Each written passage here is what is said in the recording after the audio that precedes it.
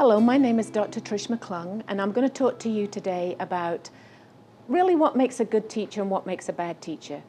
The official title would be Effective Instruction and Planning Lessons. So I want you just to spend a couple of minutes.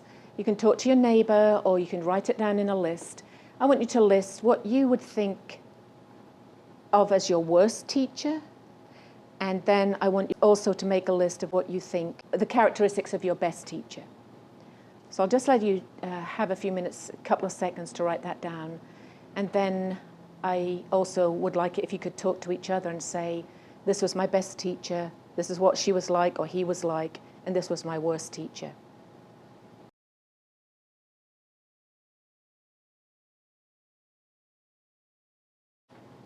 Okay, so having thought about that, let's talk really about what we think makes a good teacher and what we would have thought of historically. So for a long time in the 19th, 20th century, we thought, okay, maybe good teachers are born. You're just born a teacher, and this would be one of our ideas. You're good at doing certain things. You can tell people how to do things. You can instruct certain people. So for a long time, this was kind of the opinion that you were meant to be a teacher. And I think in some senses of the word, that's true. And then in the 60s and 70s, we began to think, well, maybe you're not just born a teacher, you learn certain methods to teach. So things like, do you develop the whole language approach to reading, or do you learn phonetically? And so we thought, okay, if you learn certain methodologies of teaching, that would be what would make you a good teacher. So now we begin to think, all right, so maybe you're born a teacher, you can get certain methods together, but maybe there are certain other things that you can do to make you a good teacher. So today I'm going to tell you some of these kind of ideas that might help you improve your teaching or your planning for instruction. So let's talk first about what I would call the PASS variables. That's P-A-S-S. Now this is an acronym, and so I'm going to just briefly outline the acronym for letting you think, okay, these are some things I could use to improve my teaching, and then I'm going to go through them more directly. So thinking about P, PASS, first of all, you need to prioritize your objectives, and I'm going to talk more about that. Then you may need to adapt your instruction. Maybe you're going to adapt the materials, the way in which you present things, and maybe you need to even adapt the environment. And then when we get to the S of PASS, P-A-S-S, we want you to systematically teach using some other kind of methods. So you need to have some structure to your class and your lesson. You need to present things clearly. You need sometimes to practice what we call redundancy. And this would be, you're going to repeat certain things, like learning your multiplication facts. So you learn those consistently until that method is redundant. Next, you need to teach with enthusiasm. And you might be surprised to learn that the most effective teachers are enthusiastic about their subject. They may not even always know so much about it, but they love their subject. They want you to be with them, and you catch that from them. So as a teacher, you need to absolutely love teaching, and you need to love your subject. Then, of course, you need to move at an appropriate rate, and I'll talk about that in a few minutes more. And then you'll be able to maximize the engagement of the students.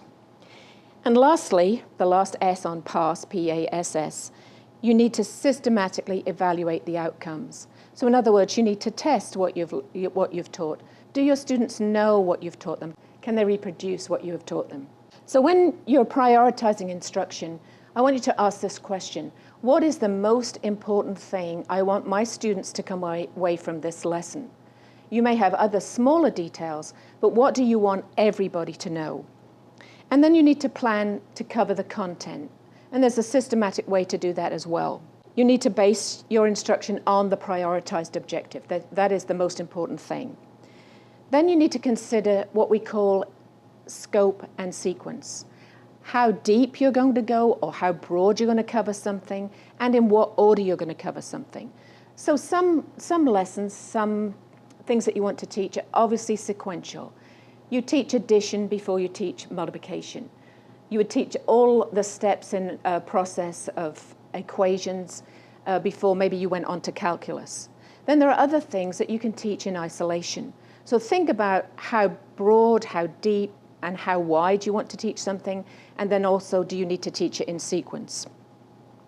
Then you need to select an appropriate curriculum. So in other words, you're not going to teach in the 12th grade what you teach in the 1st grade.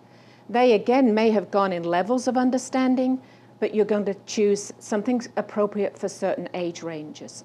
And the last thing that you need to think about is the pace of instruction, how fast or how slow you're going.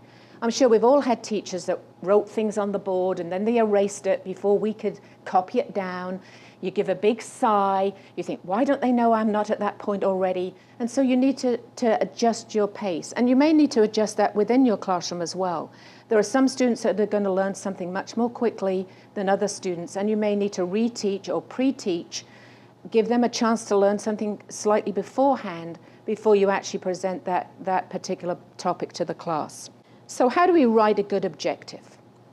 A good objective should be both measurable and observable. So when you're writing an objective, if you say, I want my students to understand something, you have to ask yourself, is that a good verb in that sentence? If I have to ask the word how, so understand, how will I know they understand? You'll know that you haven't written a good objective. So an objective should be absolutely observable and measurable. So you're going to have 3 parts to your objective in the lesson.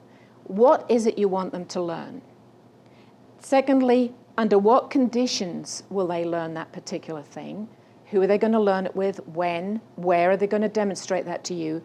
And lastly, what is the criteria for acceptable performance? How well do you want them to know a certain thing? And again, this might vary slightly with an age level. So let me give you 2 examples.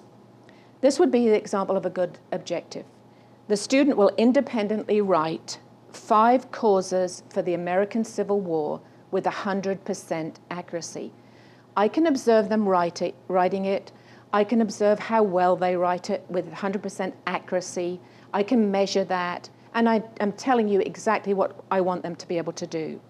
Another example would be this. The student will accurately compute 50 3-digit addition problems after I have reviewed with them regrouping. So I know exactly what I want them to do. I can measure it and I can see them doing it. And I'm going to teach them or remind them a little bit about regrouping first of all. So that would make up a good objective. The other thing I want you to think about is the different levels that you have in your classroom. And we call this differentiation or individualization. It's common sense to think that people learn at different ways and in different rates. So I want you to think about that in your classroom. And there are 3 things here that you need to think about: the process, the content, and the product. How am I going to put this over for different students? Some students learn much better by looking at something, some learn by listening, some learn by doing. And so this would be, how am I going to put over the ideas? If I have a video, great. Am I going to draw something on the board? Am I going to let them listen to something? Am I going to use a book? Am I going to act something out? So this is what we call the process of putting over an idea.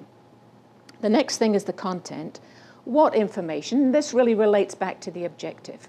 And then I need to think, how complicated is it going to be? How simple is it going to be?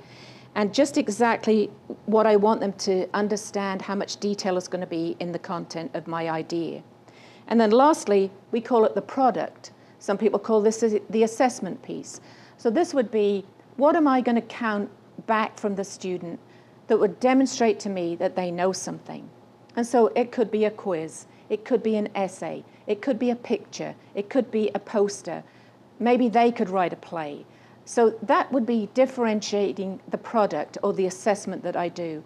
And each student might respond differently in different ways, and some students are going to do better in some areas than they are in others. So when we adapt instruction, thinking back to our past variable, PASS, I want you to think about these things as well. Do any of your students have any physical limitations? Maybe they don't write as quickly as other students. Or maybe some people write extremely fast and they get everything done, and so that you know that that student's going to complete their work earlier. Do they have any sensory challenges? Maybe some students don't hear as well as others, or they don't see as well as others, or they pay attention better nearer the front of the classroom. So you need to think where you're going to sit your students and what kind of ways you're going to put over the information if they have any sensory deficits or difficulties. Then how well do they know the language? Maybe you're teaching in a second language, maybe English is their second language, or maybe French is their second language. So how well do they actually understand the language? How well can they read in that language? Can they understand you verbally? And also, can they write in that language? And then literacy, I've touched on this one really, but how well do they read? Again, if you're teaching in a second language, you need to consider the levels of reading in that classroom and how much you're teaching to those students based on reading. And last of all, emotional and behavioral differences. Some students are very shy. Some students are bold, and you know those students in your classroom. So I want you to adjust your instruction to those. Do you need to call on certain students because you know they'll never answer a question that you ask? The next thing I want to show you, and I know you'll be able to see this as well, just another way of structuring your ideas is what we call Bloom's taxonomy. So as you look at the pyramid there, I would like you just to think about including these different levels in your classroom instruction as well. The bottom one is knowledge. That's the very basic facts and details. Do they know dates of certain things that happened? Do they know colors if you're a preschool or kindergarten teacher? Do they know the difference between purple and blue? So that's the very basic thing. The next level in Bloom's is comprehension. Can they answer questions on a certain topic? When, where, why, how? Could they show you that they understood something? And the next level is being able to apply knowledge to different situations. This is what we call application. This is showing us that students know the facts, the details, they can answer comprehension questions, but then they can take that basic knowledge and apply it to new situations. The next level in Bloom's taxonomy is analysis. Could they look at a passage, say, and identify details? Could they pull it apart in some way and recognize there are different forms? There's different forms in a story. There's different forms in a poem. So could they actually analyze the material that you're teaching them? And then getting really higher up, what we want to see at the end of teaching in the K-12 setting, can they synthesize? Can they bring some ideas to form something new? So this is the creative part. Can they write a poem now? Can they write an essay with a lot of details? And last of all, evaluation. In the 12th grade and when they go on to university or college, can they make good judgments about this is a good piece of work or this is a sound idea? So I want you just to take that pyramid and think about, do I teach according to those levels? And obviously you're not going to teach every level in every grade level, but are you working towards that? Are you asking students to critically evaluate what they're learning in the last few years of school? I'm going to just show you now a lesson plan, and I'll go over this really quickly because I've covered a lot of the points. So when you look at the top of the lesson plan, you're going to probably put it within a general unit. So if you're teaching fractions, you know you're going to teach fractions with like denominators, then unlike denominators. You're going to teach addition, subtraction, multiplication, and division. So that might be your unit. You're teaching fractions. Then you're going to teach a particular thing in the lesson. That's your title. Then you're going to write your lesson objective, and I've already referred to that. You might want to link that to a standard if you have standards that are written and prescribed for your particular country or your particular school. Then I'm going to just tell you about what would be the direct instruction model. First of all, the teacher is going to do something, you. So you're going to write down how you're going to show or demonstrate or tell. And so we call this teacher does. So the teacher is going to show or tell or demonstrate what you want them to learn in that particular lesson. Then you're going to go into some practice activities. And practice activities should be geared at the level the student is on. Not too easy and not too difficult. Some maybe just challenging a little bit. So we have two kinds of practice activities. We call it guided practice, where you and the students are going to still work on the idea together. Maybe you're going to call them to the blackboard and say, let's all work this problem together, or let's underline the verb in a sentence. And you'll have several volunteers and you'll ask the class, does this make sense? Is this correct? And you'll work on the idea together. And then you'll do independent practice. And generally this is the assessment activity. You're going to give them a quiz or a page of problems to work or a paragraph to write. You can say, now we've talked about this today, and so I want you to put it into practice. And so you can often use that for assessment.